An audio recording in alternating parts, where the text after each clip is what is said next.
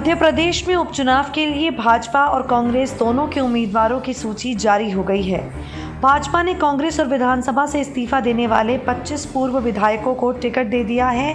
इनमें से 22 विधायक ज्योतिरादित्य सिंधिया के करीबी हैं। उनके साथ ही इन 22 विधायकों ने कांग्रेस छोड़ी। इन्हीं में से 14 लोग राज्य सरकार में मंत्री हैं। अब सिंधिया पर इस बात का दबाव है कि वो अपने से ज़्यादा समर्थकों को चुनाव जिताएं। उनके जितने ज़्यादा समर्थक चुनाव जीतेंगे, भारतीय जनता पार्टी में सिंधिया का कद बढ़ता जाएगा। एक तरह से मध्य प्रदेश में 28 सीटों पर उपचुनाव उनके लिए केंद्र में मंत्री बनने का रास्ता आसान करेगा। पहले कहा जा रहा था उपचुनाव से पहले केंद्र की मोदी सरकार का विस्तार होगा और ज्योतिरादित्य सिंधिया को मंत्री बनाया जाएगा ताकि सिंधिया के समर्थकों तक अच्छा मैसेज जाए, पर यह मुमकिन ना हो सका। अगर वो पहले ही मंत्री बन जाते तो सिंधिया पर इतना दबाव नहीं होता। उनके समर्थकों का राज्य सरकार में मंत्री बने रहना और सिंधिया का केंद्र में मंत्री बनना सीधे तौर पर उपचुनावों में जीत के नतीजों से जुड़ा होता।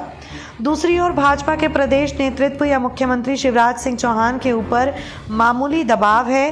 प्रदेश में भाजपा के पास 107 विधायक हैं और उन्हें बहुमत के लिए सिर्फ 9 सीटें और जीतनी हैं। यानी जितनी सीटों पर चुनाव होना है उनमें से 1/3 सीट भी अगर भारतीय जनता पार्टी की झोली में चली जाए तो शिवराज सिंह चौहान की सरकार बनी रहेगी। दूसरी ओर बसपा, सपा, निर्दलीय सब मिलाकर कांग्रेस के नेतृत्व वाले विपक्ष के पास 95 विधायक हैं। यानी कांग्रेस को बहुमत के लिए 21 सीटें जीतनी है, जो संभव नहीं है।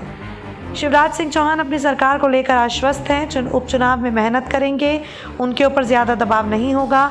दबाव ज्योतिरादित्य सिंधिया पर है क्योंकि ज़्यादातर सीटें उनके असर वाले इलाके में हैं और उनके समर्थक वहां से चुनावी मैदान में उतरे हैं। वहीं दूसरी तरफ केंद्रीय मंत्री नरेंद्र सिंह तोमर के ऊपर भी दबाव है क्योंकि वो भिंड ग्वालियर के इलाके के असरदार नेता हैं।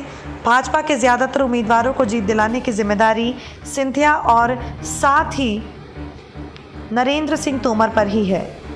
SPN 9 न्यूज़ रूम की रिपोर्ट।